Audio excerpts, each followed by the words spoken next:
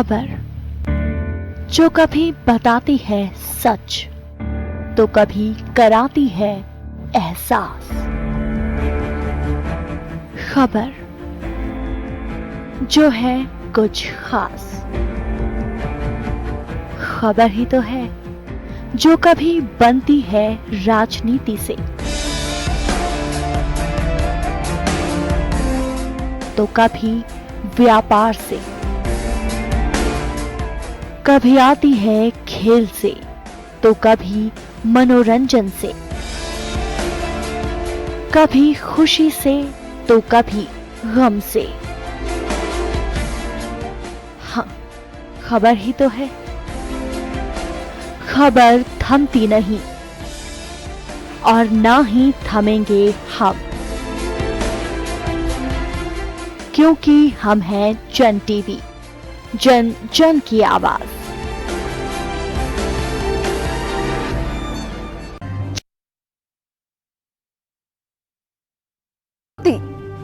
सच को सामने लाने की सरोकार आपकी हर खबर से, निगाह हर हलचल पर, सच के लिए हमेशा तैयार।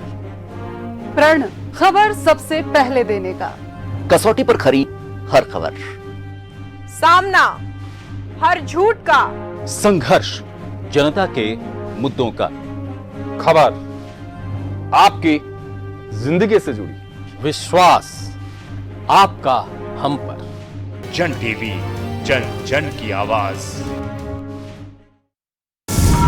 कानून के शिकंजे से बेपरवाह गुनहगार जुर्म करने को फिर से है तैयार।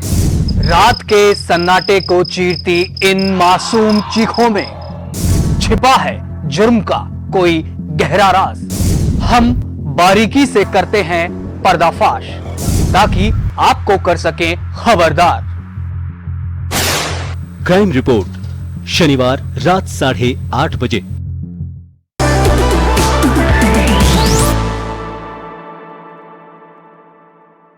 नमस्कार, मैं हूं दीपिका चांगेड़।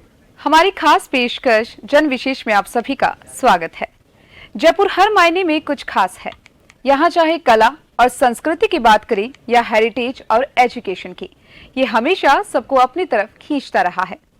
आज जन विशेष में हम आपको ऐसा ही कुछ विशेषताओं से रूबरू करवाने जा रहे हैं। साथ ही उठाएंगे कुछ ऐसे मुद्दे जो बदलाव की तरफ भी इशारा करते हैं। राजस्थान यूनिवर्सिटी में लगने वाली गुलदाउदी की महक इस बार फिर महकेगी। आरयू में गुलदाउदी की पौध तैयार है। गार्डन में माली ने पौध तैयार करने में जी तोड़ मेहनत की है। पेश है एक खास रिपोर्ट।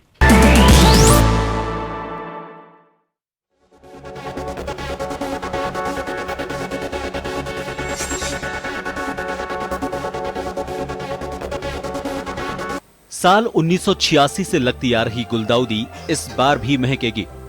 राजस्थान यूनिवर्सिटी में गुलदाउदी के गमले तैयार किए जा रहे हैं। हर साल की तरह माली गुलदाउदी की पौध तैयार करने में जुटे हुए हैं। साथ ही दिसंबर महीने में गुलदाउदी की एग्जीबिशन के बाद आम जन को बिक्री के लिए रखा जाता है। अच्छे मानसून के चलते गुलदाउदी भी अच्छी लगी है। इस बार अच्छी किस्में आने की उम्मीद माली जता रहे हैं।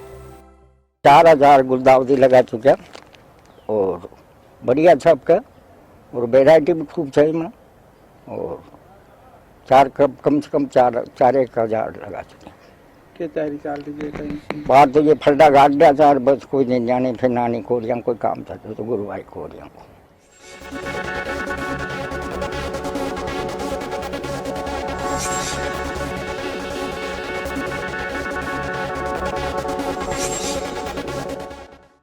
जयपुर वासी हो या फिर गुलदाउदी प्रेमी, राजस्थान यूनिवर्सिटी में लगने वाली गुलदाउदी प्रदर्शनी का इंतजार इन सब को साल भर रहता है। बरसों से ये परंपरा चली आ रही है जिसमें 2 दिन तक गुलदाउदी को निहारने के लिए रखा जाता है और फिर घर ले जाने के लिए 1 दिन का मौका दिया जाता है। हालांकि संक्रमण काल में आमजन को 2 साल तक खरीदारी का मौका नहीं मिला, लेकिन अब संक्रमण कम होने के साथ ही आमजन के लिए प्रदर्शनी शुरू हो जाएगी। महंगाई का असर इस बार गुलदाउदी पर भी जरूर पड़ सकता है। निकलेगी इसमें सब तरह की निकलेगी, जो जैसी है वो महंगाई है, वो वैरायटी है तो हमारे पास सब सारी तरह की वैरायटी मिल जाएगी आपको। बढ़ती महंगाई का असर इस बार गुलदाउदी पर हो सकता है, जिसकी दरें नवंबर में होने वाली बैठक में तय होंगी। दिसंबर महीने में गुलदाउदी की ये एग्जीबिशन सबके सामने होगी। राजस्थान यूनिवर्सिटी की गुलदाउदी का इंतजार जयपुर ही नहीं, जयपुर के बाहर के लोगों को भी होता है। और इस बार की गुलदाउदी तो कुछ खास भी है। तो ऐसे बार अगर राजस्थान यूनिवर्सिटी के गार्डन में देखा जाए तो तस्वीर कुछ अलग ही है। लगभग 4000 जो गमले हैं वो लगाए जा चुके हैं। तो उम्मीद है जब दिसंबर या जनवरी के महीने में गुलदाउदी की एग्जीबिशन लगेगी तो उसमें नई किस्मों के साथ में बेहतर किस्म भी इस बार गुलदाउदी की जयपुरवासियों को मिलेगी। सहयोगी गिरधर चौधरी के साथ अनिल सेन, जन टीवी जयपुर। राजस्थान विश्वविद्यालय की साख जो देश दुनिया में थी वो अब कुछ फीकी पड़ती नजर आ रही है। NIRF रैंकिंग में राजस्थान यूनिवर्सिटी टॉप 200 में भी नहीं है और अब तो विदेशी छात्रों का भी यूनिवर्सिटी से मोह भंग होता नजर आ रहा है। और इसी के लिए पेश है एक रिपोर्ट।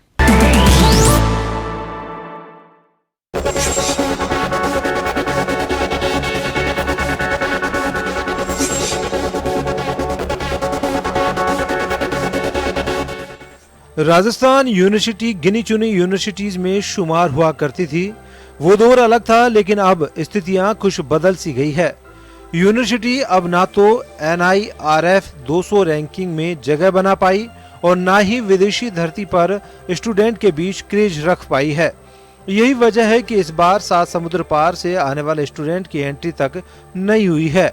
हमारे पास पहले काफ़ी आते थे स्टूडेंट्स, लेकिन अभी जो पीछे थोड़ा सा कारण रहा है वो कोविड का कारण मुझे ज़्यादा लग रहा है कि कोविड के कारण अभी नहीं आ पा रहे हैं।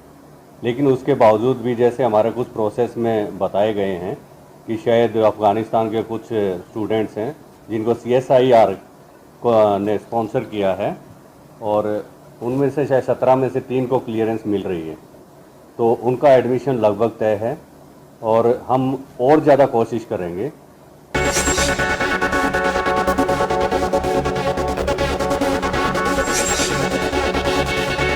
मौजूदा सत्र की बात करें तो राजस्थान यूनिवर्सिटी के लिए विदेशी पावड़ों को लेकर अच्छी खबर नहीं है।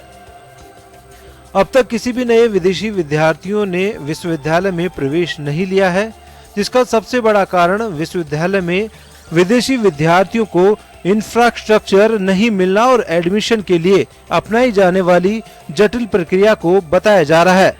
आपको ऑनलाइन प्रोसेस आपने अभी इन बच्चों के लिए करा है, अपने स्टूडेंट्स के लिए, राजस्थान स्टूडेंट्स के लिए, भारत के स्टूडेंट्स के लिए आप इनके लिए भी एक ऑनलाइन प्रोसेस जारी करें और फिर उसके साथ में काफ़ी यूनिवर्सिटीज़ के अंदर एडवर्टाइज़ करें। सबसे बड़ी समस्या है कि हमारा राजस्थान यूनिवर्सिटी कौन कौन से कोर्सेज पढ़ा रहा है, किस किस तरीके से विदेशी स्टूडेंट्स यहाँ पर अट्रैक्ट हो सकते हैं, उसके बारे में किसी भी प्रकार का रिसर्च टाइप नहीं हो रहा है। राजस्थान यूनिवर्सिटी में विदेशी मेहमानों की कम होती रुचि के साथ ही सवाल भी उठते नजर आ रहे हैं। हालांकि जानकारों की माने तो विदेशी छात्रों से सामान्य छात्रों की तुलना में ज्यादा फीस ली जाती है, तो ऐसे में सुविधाएं भी अलग दी जानी चाहिए। अब देखना होगा कि 7 समुद्र पार से स्टूडेंट का भविष्य में क्या रुझान रहता है। सहयोगी सुशील यादव के साथ अनिल सेन, जन टीवी न्यूज।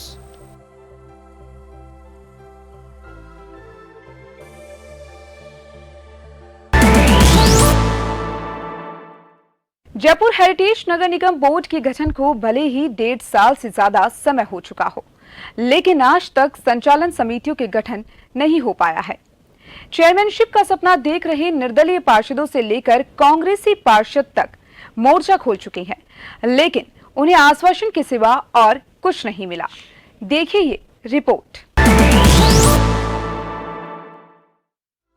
राजस्थान की गहलोत सरकार ने साल 2010 में जो नए हेरिटेज शहर का सपना देखा था, अब यह प्रोजेक्ट धरातल पर आएगा।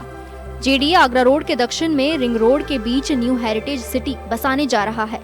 8.25 वर्ग किलोमीटर में प्रस्तावित इस योजना का UDH मंत्री शांति धारीवाल ने पट्टा फॉर्मेट, एप्लीकेशन फॉर्म और फाइल कवर का विमोचन कर दिया है। जयपुर विकास प्राधिकरण इस योजना को स्पेशल स्कीम योजना के तहत डेवलप करेगा। मास्टर प्लान 2025 में न्यू हेरिटेज सिटी को लेकर 13 वर्ग किलोमीटर का एरिया रिजर्व किया गया था। पुराने जयपुर का जो परकोटा है उससे 9 किलोमीटर की दूरी पर जो है ये हेरिटेज सिटी बनाई जाएगी।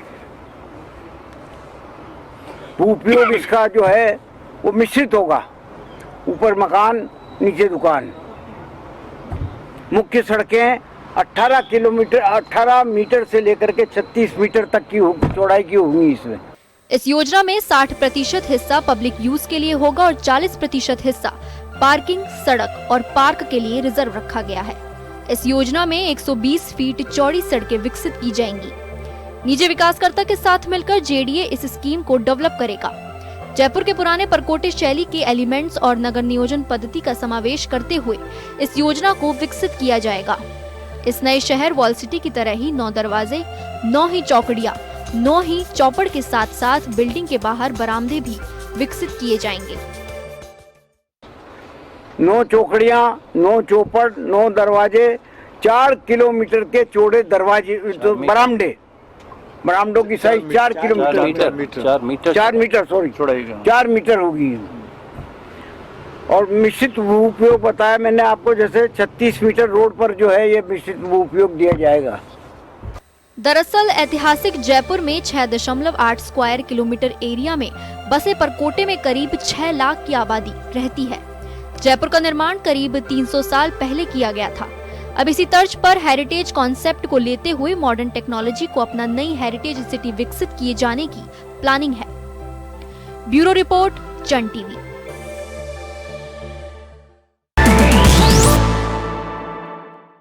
पेंटिंग, चित्रकारी, फोटो, ये तो आप सब ने बहुत देखी होगी। अक्सर जीवंत लगने वाली तस्वीरें मन को भी छू जाती हैं। लेकिन हम आपको कुछ ऐसा ही आर्ट वर्क दिखा रहे हैं जिसको देखकर आप कह उठेंगे, वाह क्या आर्ट है। पेश है एक रिपोर्ट, ये हुनर है कुछ खास।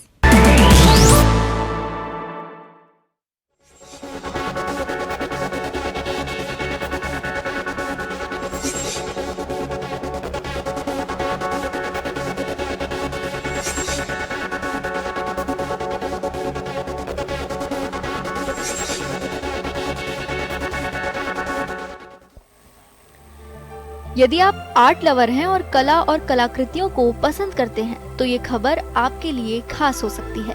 हालांकि भारत में इस तरह का वर्क कम ही देखने को मिलता है, लेकिन बंगाल के हैंडीक्राफ्ट आर्टिस्ट शांतनु आलू इस कला को जिंदगी के साथ जी भी रहे हैं।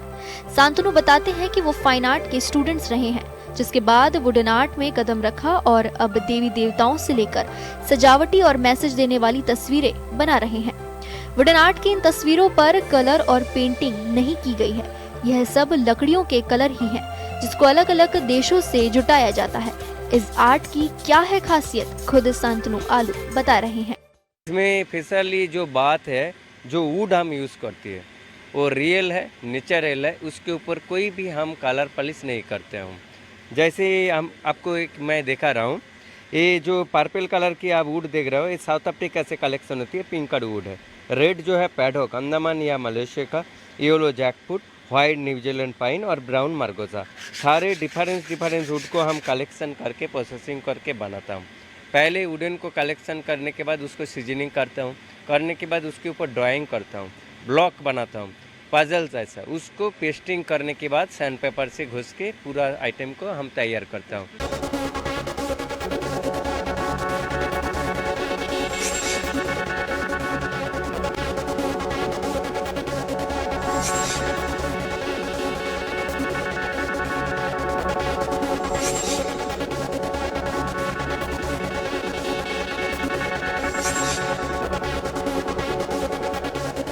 वुडन पर बनाए गए इन पेंटिंग में दूर से देखने पर ये जरूर लगता है कि इन पर रंग, कलर या पेंटिंग की गई होगी, लेकिन ऐसा नहीं है। पेंटिंग बनाने से पहले अलग अलग देशों से लकड़ियां जुटाई जाती हैं और उसके बाद वुडन पेंटिंग पर काम शुरू होता है। इस तरह से वुडन पर काम कर रहे अवार्डी श्यामल कांति बागची का है, जो कि इस आर्ट वर्क में राष्ट्रीय अवार्डी भी बन चुके हैं। पेशे से इंजीनियर रह चुके श्यामल को वुडन आर्ट इतना पसंद आया कि वो नौकरी छोड़ आर्ट लवर के लिए समर्पित हो गए। कोशिश कर रहे हैं कुछ फाइन आर्ट्स का भी इसको लाने के लिए। लेकिन कमर्शियली फाइन आर्ट्स हमारा शुरू में हम किया करते थे, तो उसमें जो कमर्शियलाइजेशन वो उतना नहीं हो पाया। तो फिर भी हमने जो अभी मार्केट में शुरू एक टाइप का काम से शुरू किया था, और मार्केट में जैसा लोगों की जो रिक्वायरमेंट है उस रिक्वायरमेंट का हिसाब से धीरे धीरे मेरा प्रोडक्ट ये हमने डेवलप कर रहे हैं। मैं बड़े दिनों से यही काम कर रहा हूँ। वुडन आर्ट की ये खासियत है कि ये वर्षों तक ना पुरानी होती है और ना ही खराब होती है। हालांकि इसके लिए पेंटिंग को पानी और धूप से बचाकर जरूर रखना होता है, लेकिन वुडन का ये आर्ट जब भी आप देखेंगे तो आपके दिल में ये जगह जरूर बना लेगा। सहयोगी सुशील यादव के साथ अनिल सैन, जन टीवी न्यूज, जयपुर।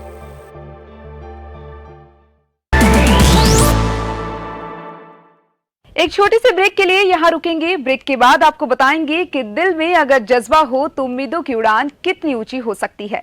आप बने रहिए जन टीवी पर।